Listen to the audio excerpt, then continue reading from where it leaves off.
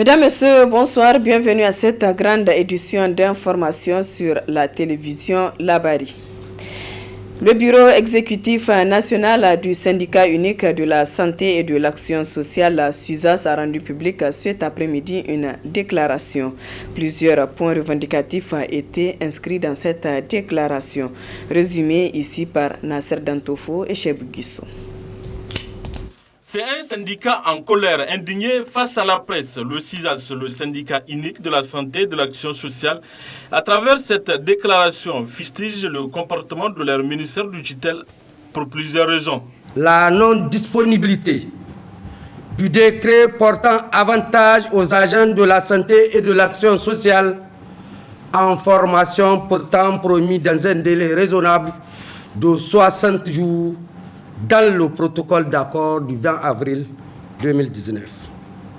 La suspension de remboursement des bourses et frais d'inscription aux camarades en formation, conduisant de facto et très souvent au refoulement de certains étudiants faute de paiement de ces frais. Les insuffisances notoires contenues dans la présélection des 200 agents contractuels de santé, caractérisée par la présélection des non-contractuels de l'État à un taux de hauteur de 67,18%. L'arrêt sine-die des travaux du comité de suivi du protocole signé depuis le 19 décembre 2019. L'exclusion historique des agents de santé, des surveillances de concours de recrutement des 1000 agents de santé à la fonction publique sous les prétextes fallacieux de réduire les fraudes. La situation non enviable que vivent les femmes mariées affectées loin de leur foyer, le retard considérable de l'ouverture des concours professionnels au titre de l'année académique 2020-2021. C'est pourquoi le BEN SUSAS exige du ministre de la Santé publique la mise en application immédiate du décret accordant des avantages aux agents de santé et de l'action sociale en formation, la reprise des paiements des arriérés de bourses et appuis aux étudiants en formation ainsi que le paiement des frais de scolarité, de mémoire et de transport.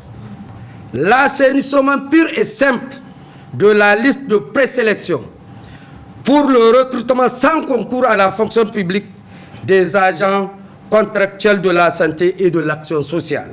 Le traitement conséquent des réclamations des candidats afin d'éviter toute rupture d'égalité. La reprise des travaux du comité de suivi du protocole SUSAS ministère de la Santé publique, conformément à l'arrêté 1059/MSP, DGR, DRH, DAP du 14 décembre 2018. L'évaluation du protocole SUSAS ministère de la Santé publique du 13 décembre 2018 et la satisfaction des autres préoccupations des militantes et militants. L'affectation des femmes mariées pour rejoindre leur foyer. L'organisation des concours professionnels dans les délais requis. Le règlement définitif et sans délai de tous les points énumérés ci-haut. Le BEN SUSAS entend user de tous les moyens légaux pour faire aboutir ces justes et légitimes revendications, tout en restant disponible pour un dialogue franc et sincère.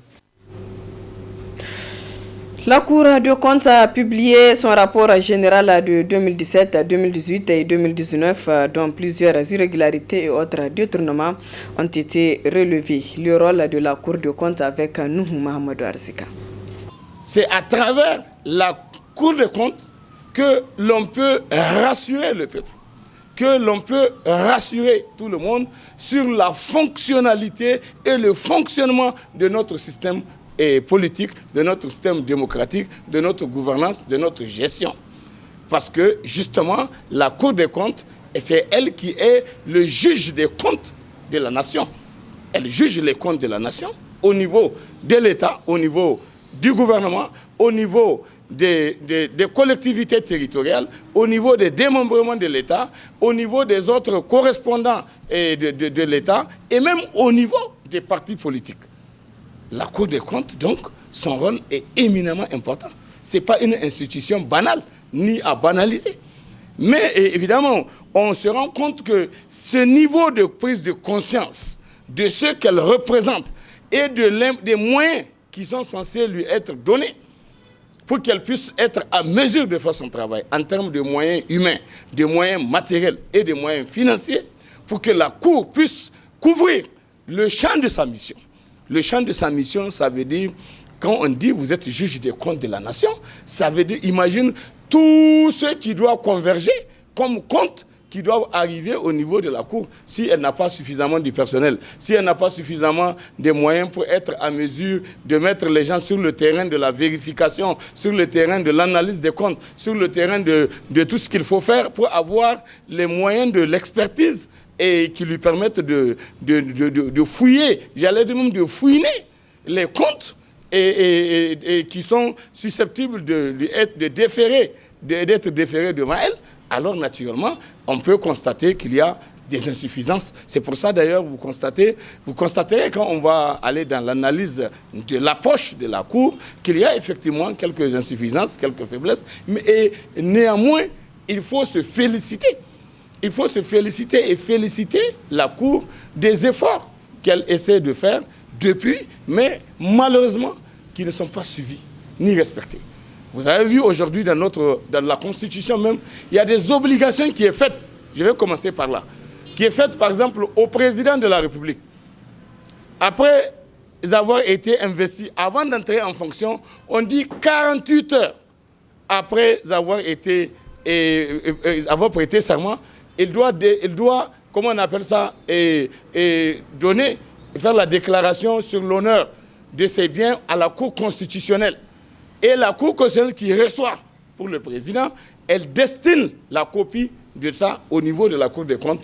Et la Cour des comptes est habilitée normalement à regarder cette déclaration des biens du président, essayer de suivre ça pour voir si justement le président en tant que citoyen, est-ce qu'il a rempli ses obligations fiscales. Par exemple, dans tout ce qu'il a déclaré, combien on peut dire, on ne rentre même pas dans la justesse, la légitimité ou la licéité des biens déclarés par le président. Mais si le président a déclaré qu'il a tel bien, en tant que citoyen, on vérifie est-ce qu'il a déclaré ça aux services fiscaux. Est-ce qu'il a déclaré, comment on appelle ça, il a fait payer aux services fiscaux ce qui revient de droit à l'État en termes d'impôts auxquels il est censé payer, parce que nous sommes dans un régime déclaratif sur les revenus que vous avez. C'est à vous de déclarer vos revenus pour que justement l'État puisse vous dire exactement qu'est-ce que vous devez payer à travers les services fiscaux. Pour justifier que lui, en tant que président de la République, donc premier responsable de l'État, et qui sera appelé à... Vous pourrez suivre en partie magazine Salou Draman Moussa, un citoyen nigérien très choqué par les multiples détournements des deniers publics dans notre pays et particulièrement ceux relevés dans le rapport de la Cour de comptes. Rendez-vous donc en fin du journal. De juillet 2017 à 2 juillet 2020, cela fait exactement 3 ans que 39 femmes et enfants de Ngalewa ont été enlevés. En ce jour anniversaire, la société civile s'est mobilisée pour montrer son mécontentement face à ce silence des autorités nigériennes. Le reportage.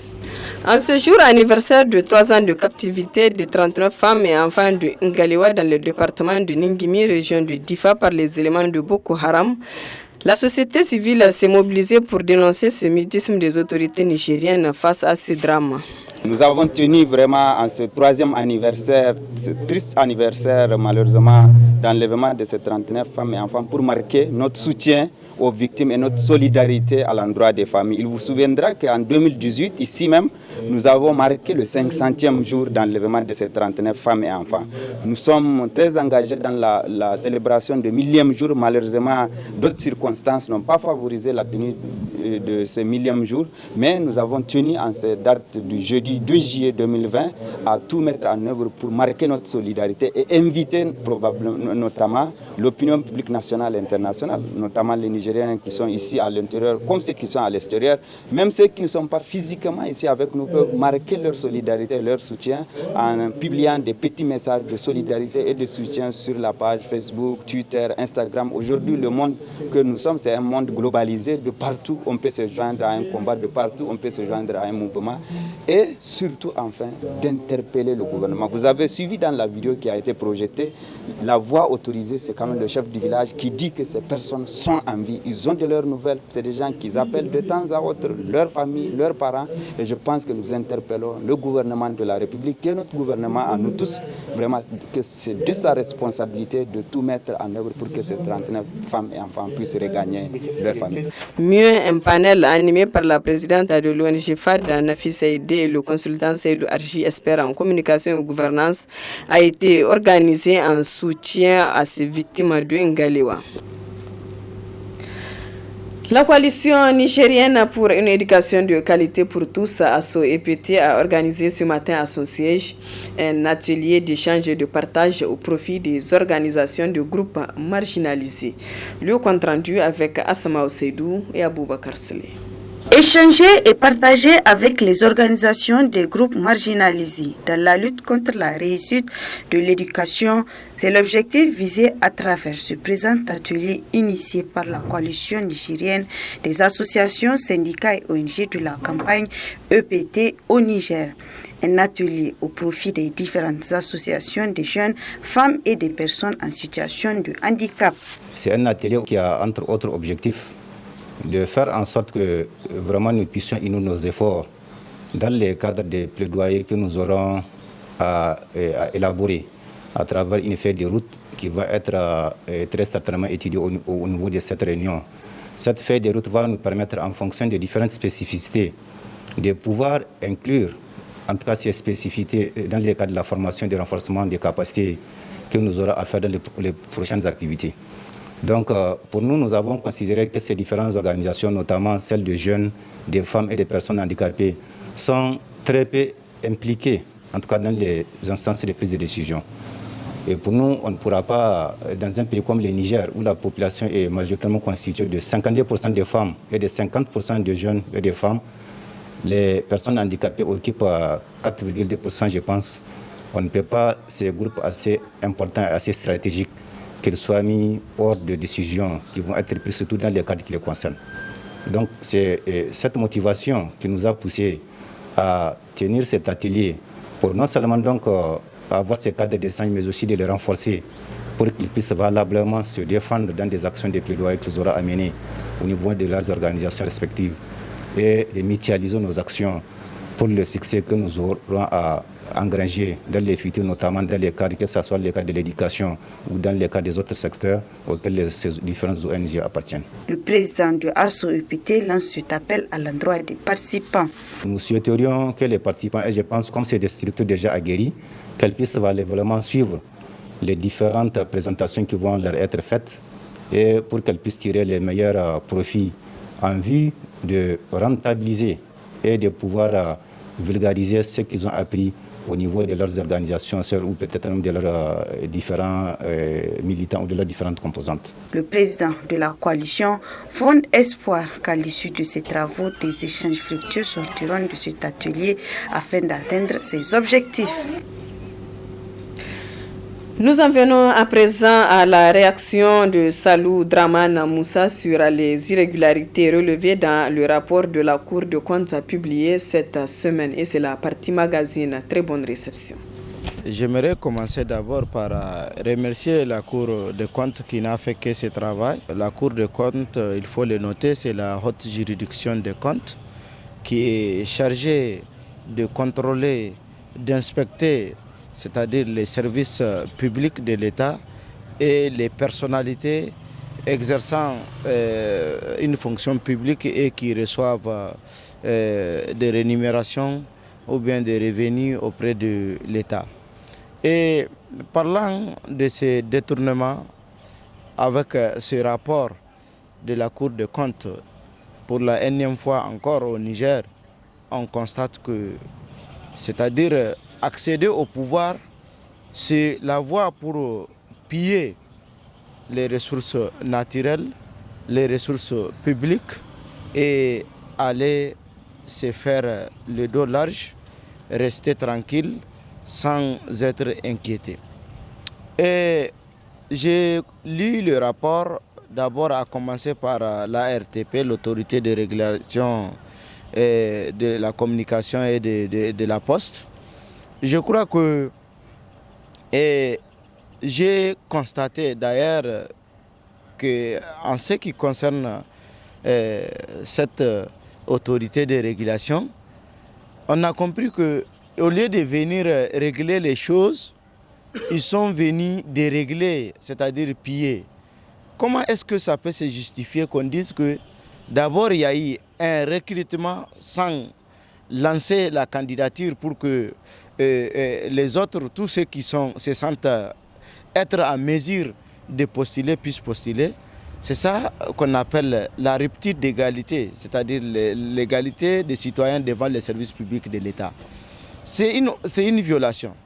Et ajouté à cette violation des lois de la République, on constate que ces derniers se sont mis et accaparés des biens de l'État pour pouvoir acheter des parcelles illégalement et user de l'argent du peuple pour pouvoir satisfaire leurs agents. Arrivé au niveau de Niger Télécom, j'ai constaté, oui, pour pouvoir faire apaiser le climat, 18 millions et quelques. Moi, j'aimerais une seule chose. Vraiment, que les marabouts qui ont pris l'argent, les 18 millions, qu'ils viennent nous dire combien de fois ils ont lu le Coran et comment ils ont lu le Coran. Est-ce qu'ils sont partis à la Mecque, là où il y a la pierre sacrée? Ou bien qu'ils viennent me dire et que ces marabouts sortent de grâce, si c'est des musulmans réels, pour nous dire la somme qu'on leur a donnée. Et non, c'est inconcevable. C'est-à-dire c'est la déstabilisation qu'on utilise pour pouvoir amener la stabilité, le bradage économique, la gabegie financière. C'est une déstabilisation. Dieu même ne te pardonne pas. Dieu n'exauce pas les prières. Même les marabouts qui ont pris l'argent là. Dans ce cadre, Dieu n'exauce pas leurs prières. Parce que quand il y aura la paix, c'est y compris nous et les marabouts. Et comment se fait-il que vous allez prendre 18 millions pour dire que c'est pour pouvoir apaiser le climat? Quel climat? Si réellement ils ont donné l'argent, et s'ils n'ont pas donné l'argent, si ces marabouts sont honnêtes au nom et pour le respect du prophète Mohammed sallallahu alayhi wa sallam et pour la crainte d'Allah subhanahu wa ta'ala, ils n'ont qu'à sortir dire que c'est nous qui avons lu le Coran pour le peuple nigérien. On a reçu que telle somme. Et Dieu va les protéger et Dieu va les bénir de plus. Maintenant, la Sonidep et la Nigelec, c'est honteux. C'est honteux. Rien que pendant ce mois béni de Ramadan, nous avons constaté les coupures intempestives qui ont occasionné de lourdes pertes aux commerçants, aux vendeurs, bref, à la population nigérienne tout entière. Et on nous dit qu'on a prêté de l'argent du public aux agents de la Nigelec. On dit que c'est des prêts qu'ils n'ont pas encore remboursés. On dit que dans le cadre, je ne sais pas, le syndicat des agents de la communauté, on leur a donné environnant l'argent qui a été gaspillé, moins de 70 millions. Mais on va où? Maintenant, je ne sais pas, c'est pour conclure, parce que la chose, ça dépasse l'esprit. C'est-à-dire, quand on est animé d'un humanisme quelconque, ça ne peut pas être conçu. C'est inconcevant de constater que chaque jour que Dieu fait, au lieu de travailler pour le peuple, on continue toujours à utiliser, à sucer le peuple jusqu'à la moelle épinière. Parce que ça, là, c'est en quelque sorte, c'est sucer le sang du peuple. Maintenant, à la fin du rapport, ils ont bel et bien mentionné que ce rapport a été déposé à la présidence et à l'Assemblée nationale. De grâce, moi je sais que le peuple nigérien, peut-être qu'il est encore ignorant, mais on dit le poisson pourrit par la tête. Au Niger, tous ceux-là qui puent, ils ont eu l'aval, ils ont eu le consentement, l'avis favorable de leurs supérieurs hiérarchiques. Sinon, si on est sérieux, si le président de la République lui-même est en train de respecter son serment vis-à-vis de faire respecter, c'est-à-dire de respecter et faire respecter les lois de la République, je crois qu'on ne peut pas avoir de détournement au ministère de la Défense et que rien n'est fait. Les acteurs de la société civile qui ont dénoncé sont en prison, pendant que ceux qui ont pillé, ceux qui ont mangé l'argent gratuitement circulent dans leur boubou brodé avec le costume de la honte. Je crois que si le président il est là, si réellement sa politique de Boulala là, il est vraiment cantonné sur sa politique de Boulala, je crois qu'il n'est pas tard. Il n'est pas tard pour pouvoir arranger les choses et pour pouvoir faire régner la justice. Nous savons que la justice divine va régner, mais nous avons dit que la justice sera rendue au nom du peuple nigérien. Et c'est le même peuple qui demande la justice, s'il vous plaît, monsieur le président. C'est le même peuple qui demande, qui réclame à ce que justice soit faite, s'il vous plaît, monsieur le président. Donc je crois que, au nom de ce peuple qui vous a tout fait, le peuple qui a fait de vous aujourd'hui un président de la République, ce peuple qui ne vous a pas oublié, bien que vous avez fait des années à l'opposition, ce peuple qui a cru en vous, ce peuple qui a pensé que vous êtes capable pour pouvoir vous donner le pouvoir. Le 2 avril 2011, vous avez prêté serment. Et encore, le 6 avril 2016, vous avez prêté serment.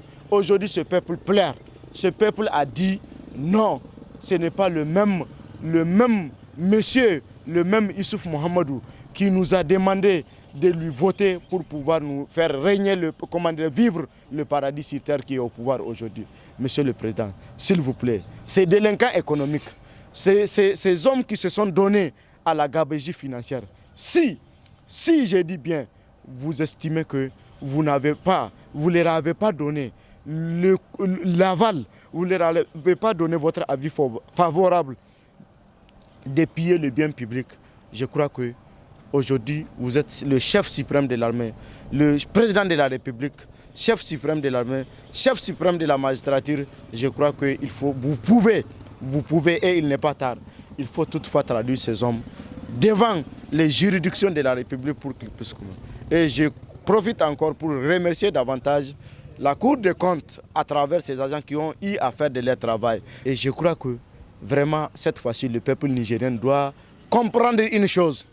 Ni un prophète, ni un messie, qui que ce soit, ne descendra pas du ciel pour pouvoir les sauver et les faire sortir de ce carcan de la médiocrité, de la mauvaise gouvernance. C'est au peuple de se libérer lui-même. Et le peuple a droit aux informations. Le peuple a droit à la justice. Le peuple a droit de réclamer à ce que le bien public soit mis dans le domaine public concernant le service du peuple. C'est leur droit le plus absolu, c'est un droit constitutionnel. Le Niger n'est pas le seul pays où chaque fois c'est au Niger seulement on parle de détournement sans rien. Il y a les autres pays qui sont là. Et le Niger, lui-même le président, je me rappelle, il a l'habitude de dire quand il était à l'opposition que le Niger n'est pas un pays pauvre, le Niger est mal gouverné. Alors, monsieur le président, je vous demande de retourner à l'histoire et regarder cette vidéo pendant que vous étiez à l'opposition. Chose qui nous a permis d'ailleurs, qui nous a fait en sorte que nous vous avons cru. Et il faut retourner, refouiller, fêter encore l'histoire et venir. Parce que j'ai dit, il n'est pas tard. Les mois là qui vous restent, vous pouvez tout faire, monsieur le président. Revenez et que la justice soit rendue au nom du peuple pour mettre le peuple dans son droit le plus absolu. Vous savez, effectivement, quand j'ai dit le peuple est ignorant, l'ignorance, ce n'est pas que le peuple ne sait pas ce qui se passe. Mais le peuple a mis devant lui 2 choses et 3 choses qui ne riment pas avec la politique. Le peuple a mis devant lui la question d'appartenance, c'est-à-dire la famille. Le peuple, c'est parce que c'est ma famille qui est au pouvoir. Mon père ou bien mon oncle est ministre et c'est dans leur ministère qu'il y a eu le détournement. Donc moi je ne parle pas. Quand on me convie à une marche de protestation, je ne parle pas. Parce que j'arrive à gagner 10 000 par jour ou bien chaque mois on me donne 10 000. Ça c'est un. Deuxièmement, le peuple nigérien a mis devant lui la politique de l'aveugle et du sourd-muet. C'est-à-dire, tant que je suis avec un parti politique quelconque, j'ai dit que c'est parce que l'autre n'est pas au pouvoir qu'il me critique. Ce n'est pas parce que je ne fais pas bien.